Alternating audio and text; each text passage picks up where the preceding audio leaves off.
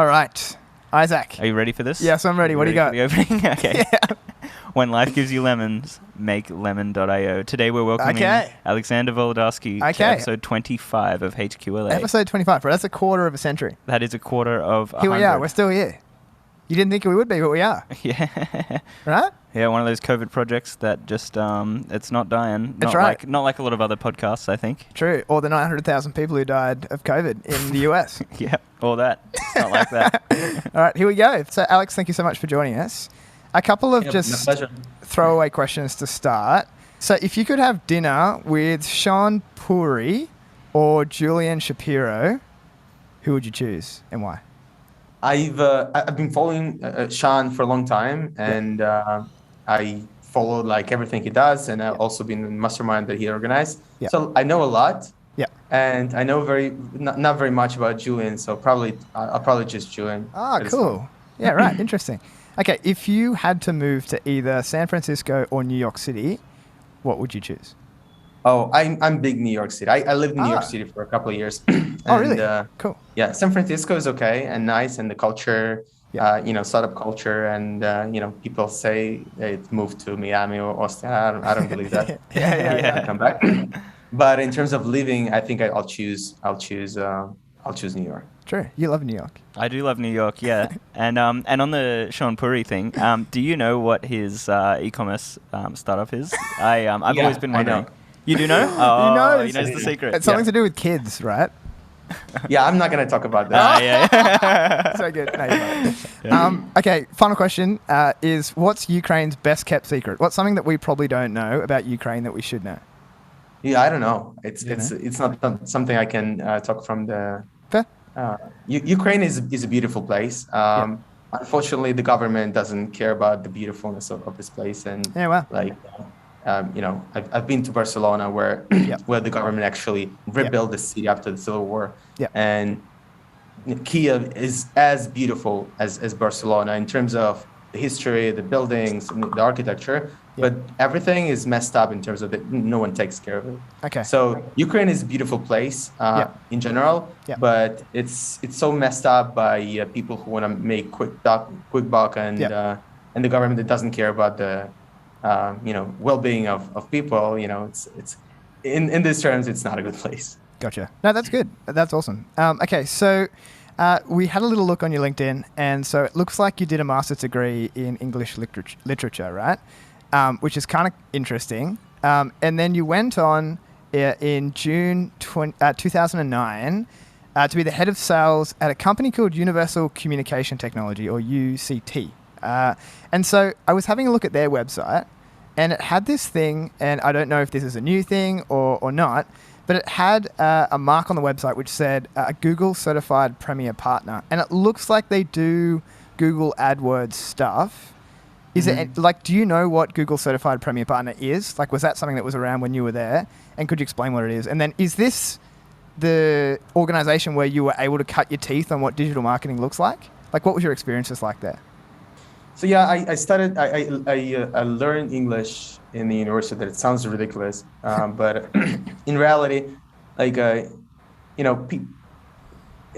in Ukraine, people have a messed up understanding like how the work works, and especially the older generation. So you have to choose what's hot. And at that time, English was hot. Like, you should know English, and being a lawyer was hot, and being an economist was hot. So people, like most of my generation, were economists, lawyers, and English, whatever, speakers. But English speaking is not a profession. I mean, you could learn literature, or you could become a teacher or a translator, but it's not something big. Now, if you don't know English, you don't know anything. Like, you're not.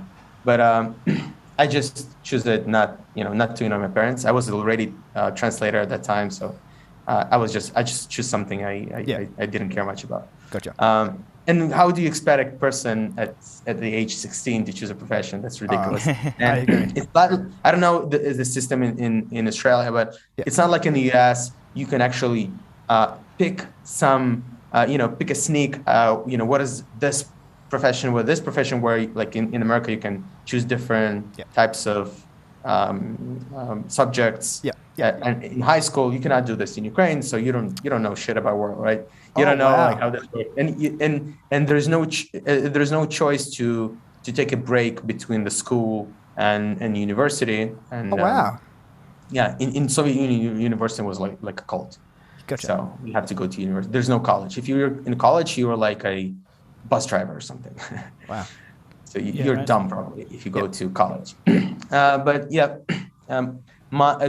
UCT was I don't remember what it stands for actually, but it was the digital marketing. It was a CM agency, and my first job in I'd say tech, close to tech.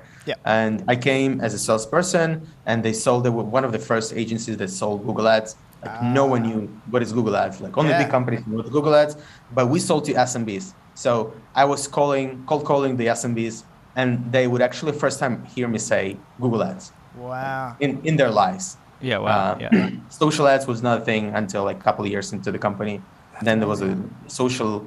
There was social network called Contacte. There was a copycat from Facebook that was big in Russia and Ukraine, and we started selling ads there.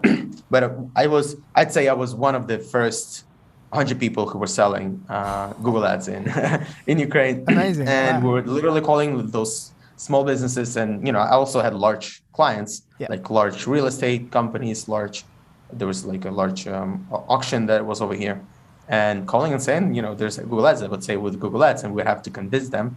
And for them, it was mind blowing because they would, they would post a banner on the road or something, big billboard, or that's maximum they could do, or some guerrilla marketing that would put, something in your mailbox or something. But it was crazy time because we grew from a like 15 people sales team to 100 people sales team. Wow. In a year, and it was crazy. It was fun. Wow. And I was also one of the first people to sell in Ukraine, to sell by the model called the CPA, cost per action. So actually, we had some clients who paid us by action, and it was wild because no one knew how to measure this, how to track this, and we have to figure this out. It was a lot of fun, and this is how I broke into understanding what's marketing. What's tech. I learned like about websites, about how the e-commerce works, and that's where I started. That's great. And we noticed that in 2013 you founded a company called Displify. Is it Displify? That seemed to be very ad related as well. About publishers earning ads by changing their banner ads to be the most relevant ads possible. So could you explain that and what that company did? And if I got the pronunciation, it was not a company. It was Displify. It was not a company. It was me trying to break into startups, not understanding how startups work, and I just wasted like 20 grand on that. Oh wow! It didn't. Before that, I did another mistake. I launched Classified. And it also didn't work. Also wasted like around 20 grand over that. I was kind of person like I'm kind of person that just does things. And I was making money as a salesperson. I was making good money, and I was like, let's do a startup. And Classify was hot. At that time, we developed a website, but we never actually launched it and never actually did proper marketing, and got bored and dropped it. The same was Displify. Displify understood the market because it was ad market, and I knew like how the ads work. But my problem was I found it. I found a co-founder. It was a kind of random person, not random. I knew him for like a couple of months before we started working, but I pay him salary, probably not a high salary, but and I gave him like a big equity in the company. Wow. But at the end, he couldn't develop the technology, so I also got annoyed about this and didn't want to continue. Gotcha. That's amazing. Okay, so then it looked to me like at that point, sort of in about 2014, you moved to Israel. Is that right? And yeah. Okay. And then it sounded to me like maybe you can clarify, maybe through some of those previous ventures, you'd had some experiences with some devs or like some developers. And so from what I could tell, it looked like people are starting to ask you if you can help them find developers who are remote, who can help them with projects and stuff like that. Is that correct?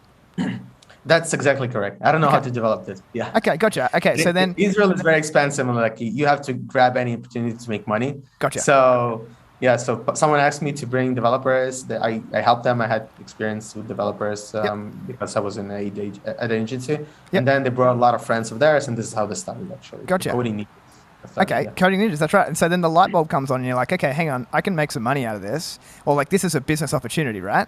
And so you start Coding Ninjas.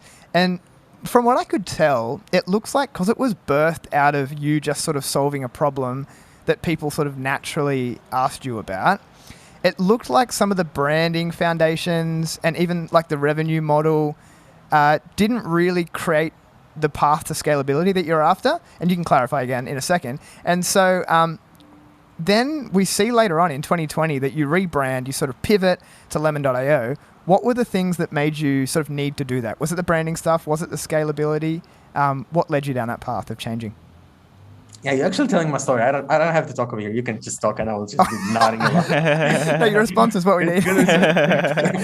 But yeah, like I didn't care about the branding at the time. I didn't care about anything. I just needed to, to file not LLC. It was a sole entrepreneur, and as soon as possible. And I said, look, whatever coding, whatever ninjas, let's put it together.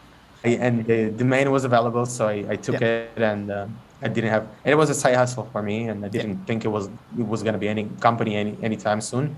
And then it grew, and we grew to something like 10 people, and it was like on and off, and it didn't work. To be honest, like I created a job for myself and my partner, so we didn't create a business. It was like 2 jobs and a couple of people also. We made okay money, better than we would sit in the office, and we had flexibility to do anything we wanted. But then we decided to there's another business model that we can choose, because Coding Ninjas was more like a Uber for web development projects. The web development projects were pretty small, like 200 hours, from 2 to 100 hours of work. And the customer came, said, I need a project, and we assigned a developer who did it, and it was pretty quick and it worked. But in terms of scalability, we wanted to scale it, but we couldn't because the operational costs were pretty high. The support was pretty, like most of websites were on WordPress. Clients would come with the website that had like, I don't know, 50 plugins on the website, and whatever developer did, it broke everything that was on the website because all the plugins were messed up, and you have to deal with it all the time. So it was not a pretty job. And when we saw opportunity in different market, in the business model that we do right now, we said, okay, like we're taking this seriously. Let's rebrand, let's rename seriously, and this is how the Lemon.io company got born. Gotcha. Okay, I see. So just a question, just as a tangent here for a second. I noticed in regards to branding, you talk about it, there's a theme of branding and marketing throughout a lot of the content that you put out. Obviously, it's one of the key things in business. You've mentioned a couple of times about like a branding book or a branding mini course. Is that something that is out that I haven't seen, or that you're still working on, or do you have any thoughts around? Still in the works, like somewhere. Okay, yeah, cool. But I got it. So we started working on the brand, and at the beginning we started searching how to build a brand, how to come up with a brand, and everything we found was generic and like stupid. Dictionary defines brand as blah blah, and like do this and that, and it was like very generic, stupid stuff. And then over here I said okay, let's find someone to help us, and I emailed one of the founder, one of the best agencies here in Ukraine, one of the most creative ones. And I said, could you help us? Could you just, consult us? He said, I'm not consulting. I'm not taking money for this, but I'll gladly help you. So he has a branding course that cost us probably like $5 or something.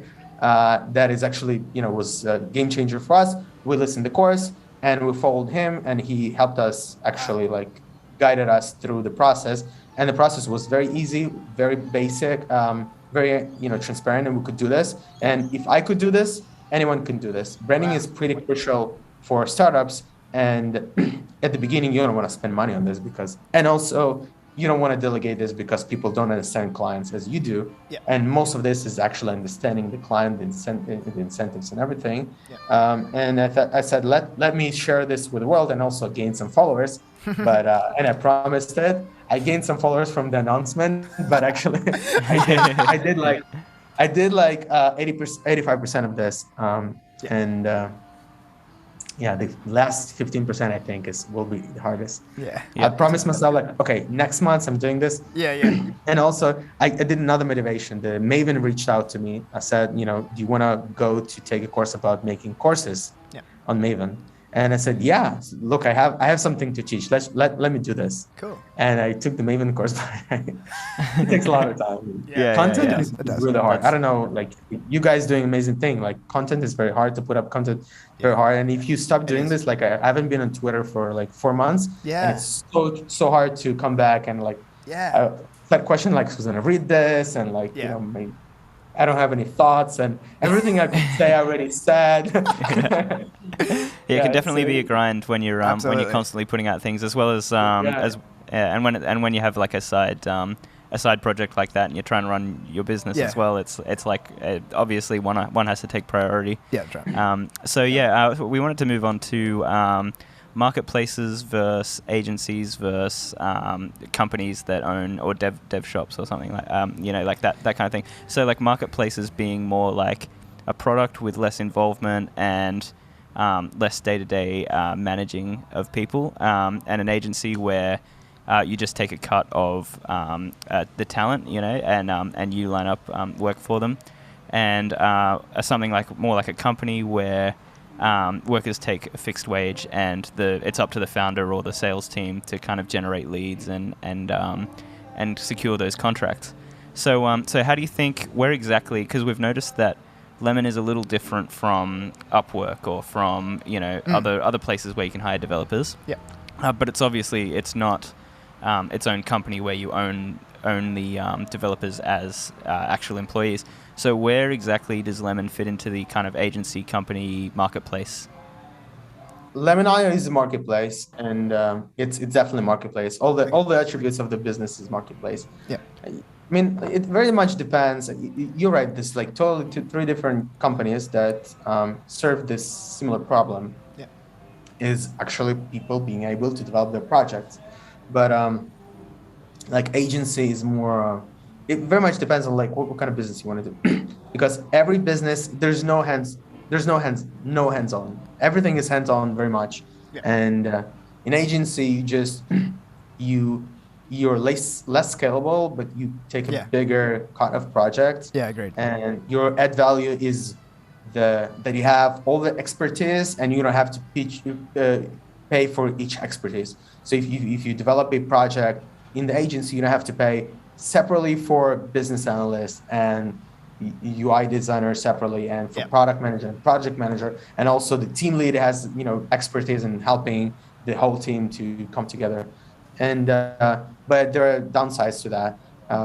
But like in marketplace, if you don't have this add value of everything in one place, you have to separately pay for developer and backend and front end, and you pay wages for not wages, but you pay rates for every developer and person working in a team.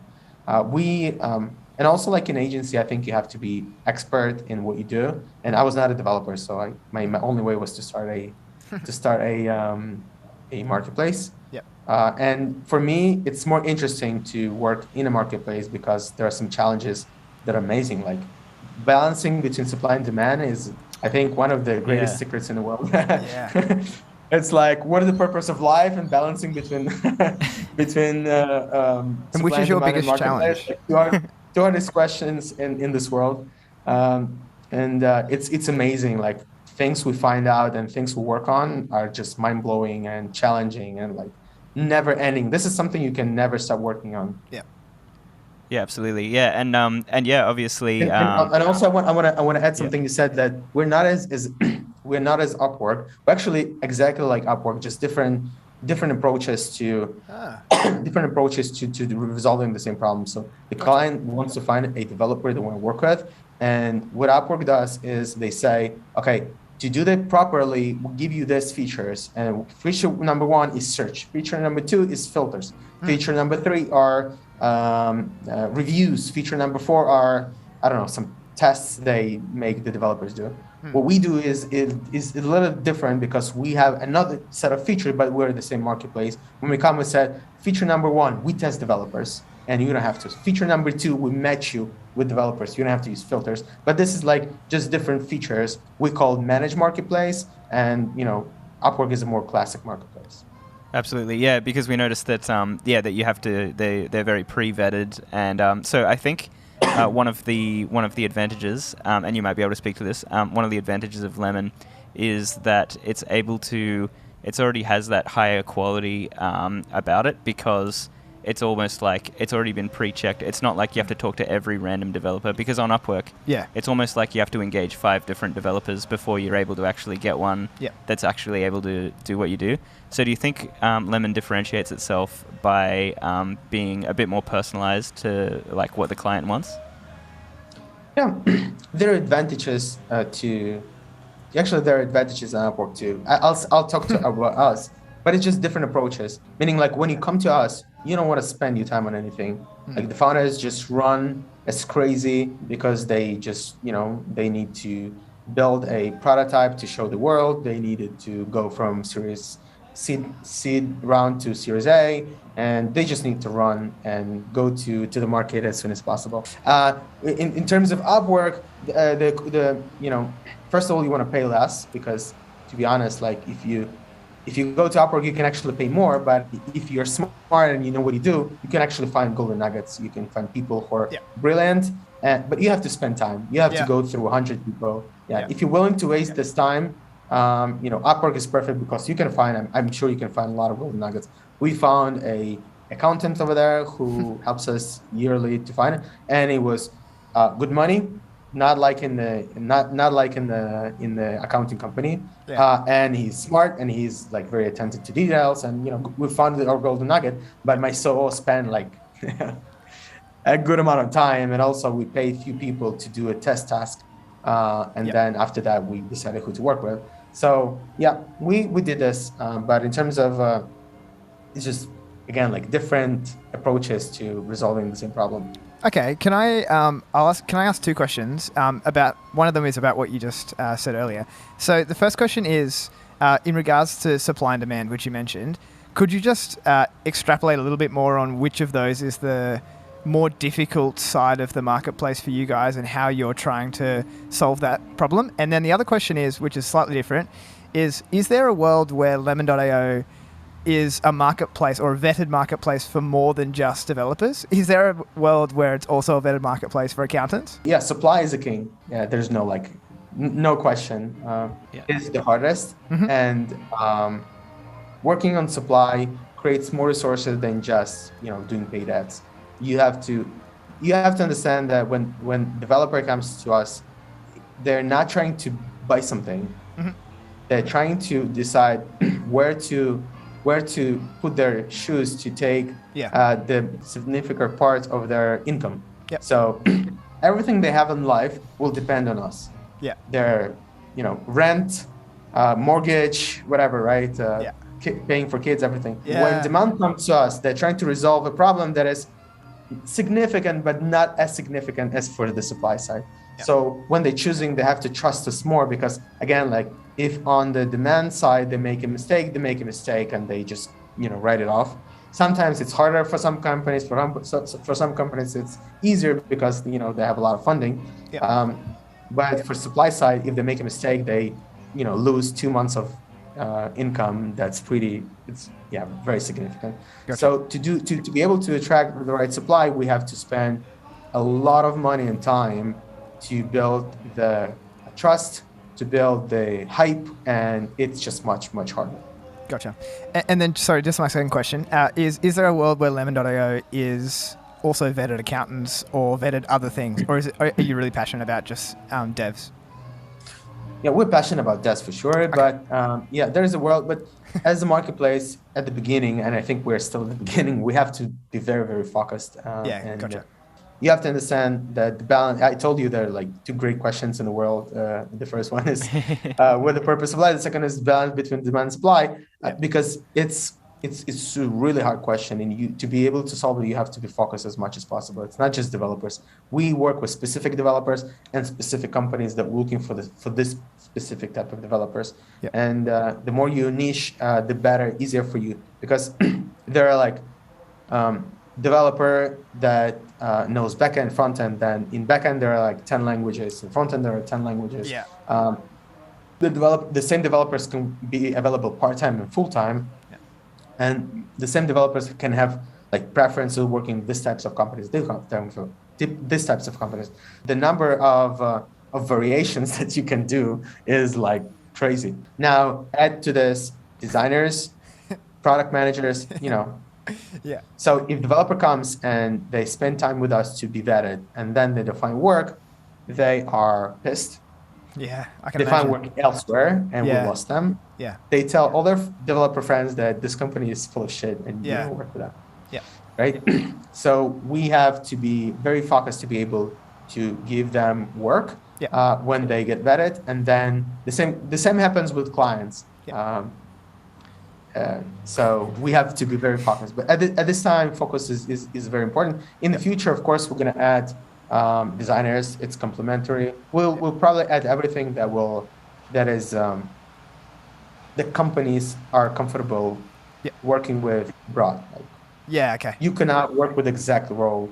You can, you actually can, but it's not typical. It's not that big at this time. Maybe it's going to change.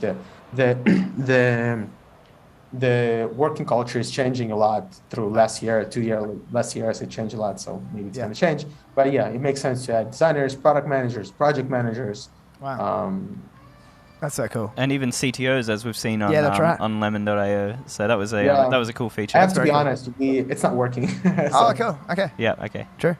You'll see. Okay. So, hypothetical question for you is: have you considered, or is there value in creating some sort of like templatized product on the website, which is like, I come along and I own a restaurant here in Newcastle where we live, and I need a booking and menu website, and I go on lemon.io and I can click a button, and for X amount of dollars, I can have this standard website, and I get X amount of hours with one of your developers to customize it and to manage it or something like that. Is that something that would happen or not really?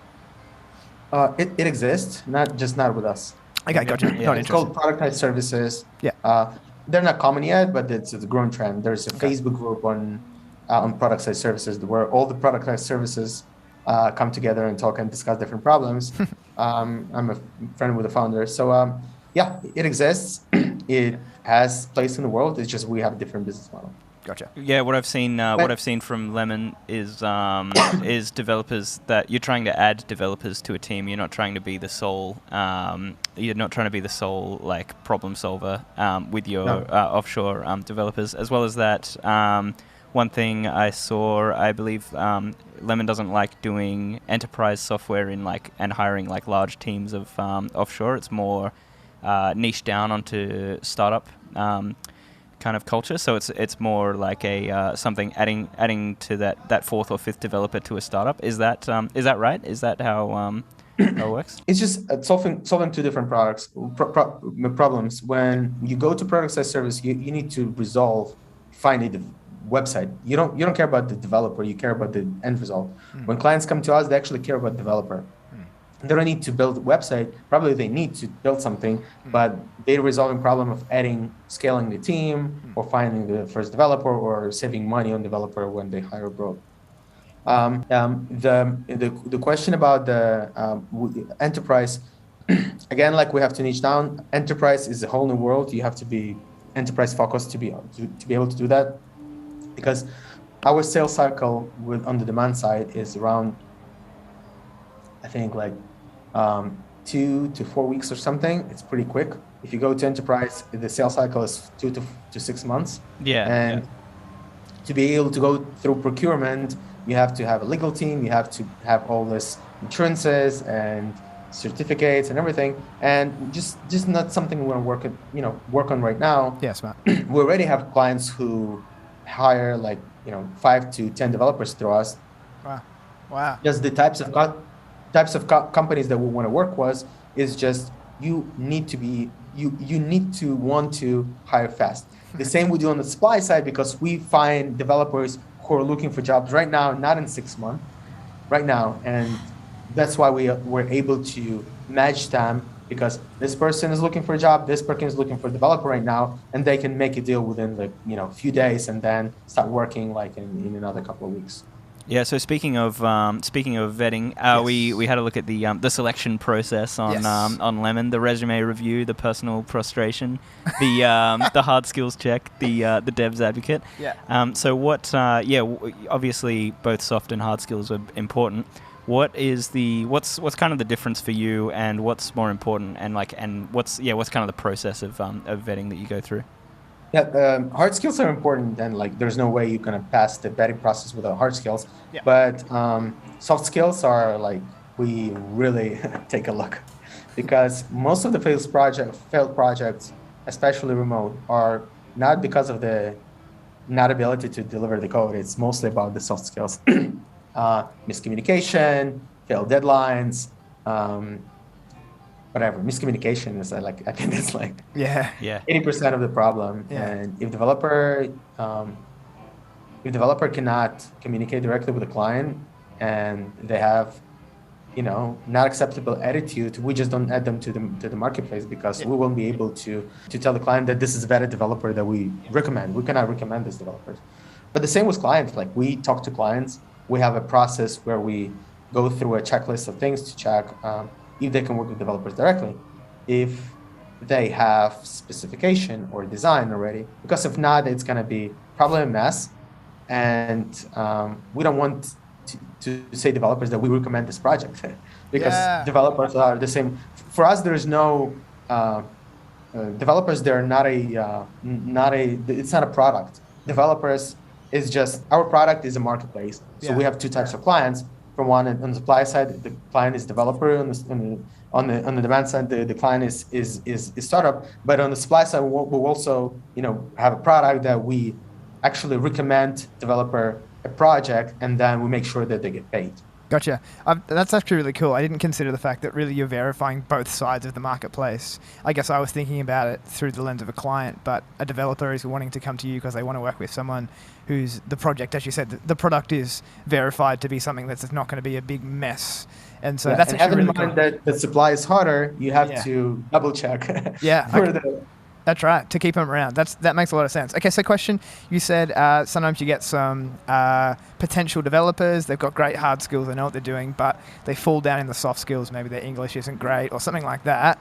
Is there a situation where you can upskill them to help them become someone that you can verify, or is that not something you're interested in? Maximum we do right now is give feedback. Yep. Give feedback to each developer. I mean, not each developer, but each developer who get to specific part of the vetting process. Yeah. And then in the end, we give feedback. If they can work on something, it's something they can work on. We give them a chance to do a second one. If not, unfortunately, we don't have this capacity yet. But in the future, I see that as a part of the growth tactic to be able to upskill them in hard skills and soft skills. Gotcha. That's interesting. Okay. So sort of in 2020, I think I saw in one of your, you can correct me if I'm wrong, in one of your blog posts, you talked about you had an office in the city where you live, in the city where you live, and for a year you were going to trial, obviously to cut costs a little bit, but you were going to trial having remote staff for a year. And so interested to know if it lasted a year, if it's lasted a bit longer, and some of the learnings that came out of that situation. Yeah, we were never an office company. Our office was a internal co-working space for everyone. So we didn't care if you come to work or you work from home from the very beginning. We had a co-working space for a couple of years, and then the COVID hit, and we said it's useless. Why were we paying for this? So we divided this money and gave everyone each month. We gave everyone money to so they can invest this money into their working space. Yeah, that's so cool. Home. That's awesome. So some people used it for a, what do you get in the office? You get a nice chair, you get a office cleaner, the office is clean, you have coffee, you have whatever. We couldn't pay for everything. Like we couldn't buy everyone a chair. We, we're not on that level. We're bootstrapped. So, but we gave someone a certain amount of money every month so they can actually organize their office. And, someone hired a cleaning person, someone bought a nice coffee or coffee machine, someone saved up. We actually, if someone wanted to make a purchase, like buy a chair, we just gave like 6 months upfront, and they could buy a chair. But now we're actually, right now, like yesterday, we made a decision that we want to open an office because we're growing right now from 40 to 60 people this quarter, and it's pretty competitive. And that's crazy. We have to have an office. That's great. Again, it's not going to be mandatory. It will be like a co-working space that everyone can come and gather, and it just became harder to make any events without an office. Wow. Congratulations on the growth, and that's amazing. Yeah, especially we saw that through the tweets as well, with the GMV growing as well. Yeah. So can you see a future where obviously it was a great time to start a outsourcing company for developers.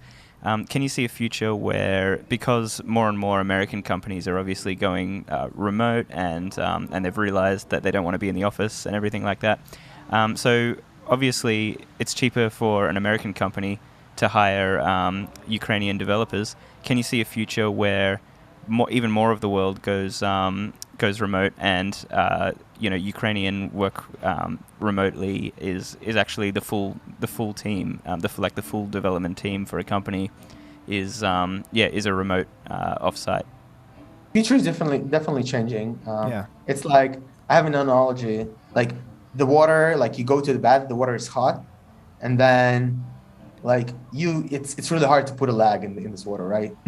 But when you actually do put a lag in the water, it's still hot. It's the same temperature, but it's just easier to go second time. Yep. Yeah. Okay. Yeah. Agreed. So when like in 90s, when it's all started, the outsourcing culture, and a little bit, it was pretty scary to go abroad and hire someone, right? And they needed like a very strong middleman, and those outsourcing companies were born because like you need an assurance that it's not gonna go to trash, and they're not gonna steal your intellectual property and everything. So you paid a huge markup, and it was not like, right now the markups are pretty tiny. Before that, I think you paid like 2, 3, 5x markup on the developer cost. Later, the like in 2000s, the market became like more open, and they say, okay, maybe we can work with individuals, but it's really hard to find those people, and it's still hard to trust those people. That's why UpWork, Odesk, and like Elance got born, and like someone else, I think like Guru.com or something, freelancer.com. They were born, and they organized all the information about all the freelancers. They put this, this functions, like features like search and reviews, and they said, okay, like it's still like, still not understood, like, it's still like most of the projects, they fail, and like it's really hard to trust a company. If the company that is growing pretty fast, it's really hard for them to make those mistakes and hire wrong people. That's why they needed like more assurance. But also in the same way, like they wanted to work directly with people, not outsourcing companies. Because in outsourcing companies, it's not only because of the cost, but it's also about there's always someone in the middle. You cannot build a team and a culture when there's someone in the middle and like being a wall and say like talk to the wall, and the wall gonna talk to the developers. Then to help, to help with a better vetting process, the top talent, similar were born and not we were born. But now, like when the world had to put the leg in the hot water because of COVID, they said, okay, it's not that hot already, so we can actually start hiring someone abroad, and it's not that, and I think that's why the market will change, because there's less scarcity about working with someone abroad, and and more companies are going into this. That's why the market is going to change. And like, I think the outsourcing companies is not going to be as relevant as they were, because it's much easier to find a person, much easier to test a person, and there are more tools to find a good developer. And even our companies, I think they're going to change significantly, because right now, like, we're still an assurance, layer, a middleman. We take much smaller cut, our, fees, much smaller, but there's still like someone in the middle. Even though they work directly, we don't take any part in the communication, and we help them instead of being, a wall. But still, it's going to change, and I think more companies gonna. And I don't think about. I don't. Right now, we actually like most of our customers are in the US and most developers in Europe. By the way, we moved from Ukraine already. We already have. We've already opened for Poland, Bulgaria, Romania, and Czech, and Wow. We're gonna go to the rest of the Europe this year, and probably close next year. We're gonna to Latin, and it's gonna grow. Amazing. But my vision of future, you will just need we're probably going to grow to just a new type of recruiting companies. Yeah. We're going to do it much better than a regular recruiting company, but we want to be able to retain in the same model in the future. Like in the 5 years, our model probably going to be irrelevant. In terms, meaning like there are still going to be companies that want to work like this because, if a company wants to hire a temp for 3 months, they don't want to, hire and fire and everything, but it's going to be less relevant it's not going to be growing as much as it's growing right now. We will just have to evolve to something else. Yeah, totally. Amazing. So many opportunities. Okay, so question, from what it looks like, you've tried so many different marketing things with Lemon, right? And so in the last sort of few minutes we have with you, it'd be awesome to just try and learn and talk a little bit about some of your experiences. So it looked to me like the first two areas or the first two platforms that you found some traction was a website called Quora and also Product Hunt. Could you just explain a little bit about what they are and then how you use them to generate some leads for Lemon? People are coming and expecting to get help, and we didn't manage that well. We actually managed it poorly. First of all, there were too many clients who couldn't handle, and we didn't communicate that well. And also, there were like, what is My First Million? It's just a drug that you're on. All these ideas and Sam and Sean say whatever, NFT, and everyone was like NFT. And then they say Chrome plugin, and then we're like, I gotta Chrome plugin, and they run to us and we don't build NFTs, we don't have those developers. We work with specific developers, or and also I told you that we'll vet clients, and if the client comes and says, I want to build something similar to something, unfortunately we're not going to be able to work with them because the developer will not work with them, and we'll just burn all the operations on something that's not going to work, because we know developer wants to work with the clients who have a clear vision of what they're going to want to build and how it's going to work. Because if the client is working on something that's going to be dead in 6 months, developer doesn't want to take part in this. So they have to believe a founder that it's going to work and it's going to grow, even if it's a temp project. But if they don't have this vision, they're not going to be working with them.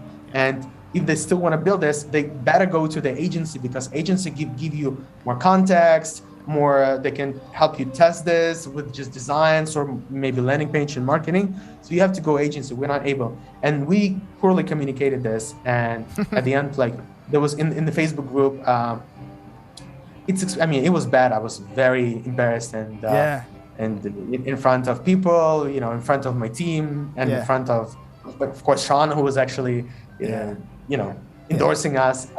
But we got burned over there, and it was not on Twitter. I think it was on Facebook group. On the Facebook, on my Facebook group. But a lot of people, one person came, this company looks like a scam. And a lot of people came,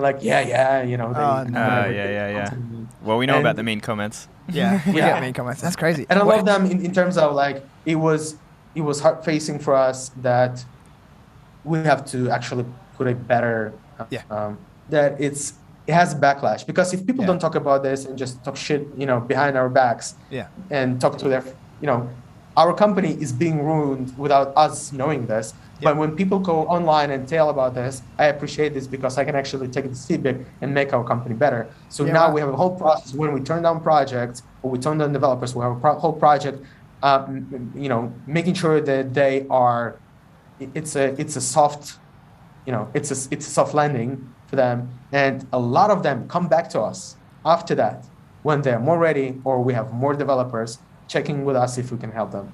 Gotcha. And it's also a sell channel for us. Yeah, so a $10 million GMV was the target. I'm not going to try and What does that stand for? say what that is again. Gross merchandise value. Oh, wow. So Well yes, done. there we go. That's good. Good guess.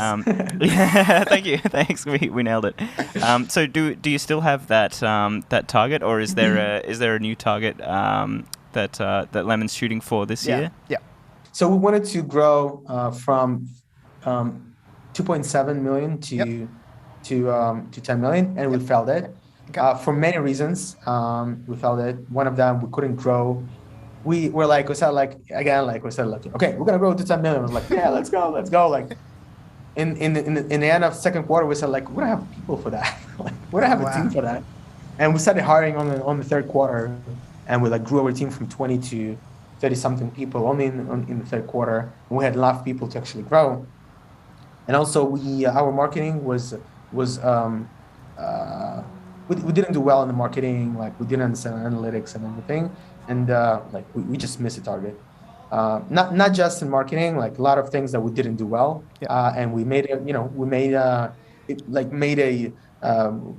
we look at last year and sit down and say like what we did wrong, and we're gonna fix this year. Right now we still grew to almost 7 million, so we grew 2.5 times. It's okay. It's really not bad. Just when you scream 10 million like in every corner, and then like you said like 7 million, team gets a little demotivated, but we got it. This year we want to grow also like 3 times, but we also saw that the money target is great, like having money target, but it's most of the team cannot relate to that. So we moved our goals from growing in terms of money. We still count money, and so we'll still look at money, of course. But in terms of like North Star metrics, we put growth in number of developers who have significant income from us. So we want to get to 1,000 developers that have significant income from us in 2020. Gotcha. And where are you now? Last year it was something 300 something. Okay, cool. So that's a big growth. And already it's something maybe 60. Yeah, so. Wow, cool. Okay, so that obviously makes sense. So you're expanding outside of Ukraine because you needed some fresh fields to find some new people. That makes a lot of sense. Okay. All right. Okay, so it's... I guess we'll wrap here. Thank you so much for your time. I guess before we finish, I just wanted to say, in such a transparent way, and your reactions are so honest and stuff like that. I think it's actually really refreshing in the industry or the ecosystem that we're a part of. And so, at times it works in your favor, at times it doesn't. But I think it's really reputable that you do that, and so I think it's very inspiring for me and for Isaac, and so I think it's really impressive. And so, as we finish, could you just maybe give our audience the places they can find more about you, and whether it's socials or websites or whatever it is, and that would be awesome. I'm also on Twitter. I haven't been on Twitter for 4 months, and I haven't been writing my newsletter for probably 6 months, and I have to come back to that. First of all, I love doing this, and second of all, it works for us in terms of growth. But you can find me on Twitter. It's at Volodarik, Volodarik. And my DMs are open, and I talk to people, and I'm very open to talk. And I'm also used to write, and I'm gonna keep writing hopefully this year. Cool. On my blog Volodarik, the same handle. .com. And I used to send weekly updates. Probably I'm gonna do bi-weekly or monthly updates on what's going on in the company, and probably give out more content. And that tutorial on how to build a brand will come out in the next couple of months. Boom. Amazing. And I will release it on Twitter or my blog. So sick. Excellent. We're keen to see it. Yeah, we're gonna keep watching, and we're gonna do it, and we're gonna learn how to build a good brand. Excellent. Thank you. Really easy. Amazing. Great. That's so good. Thank you so much for your time, and we'll let you go. You got to get to the office, and till next time. Okay. Bye.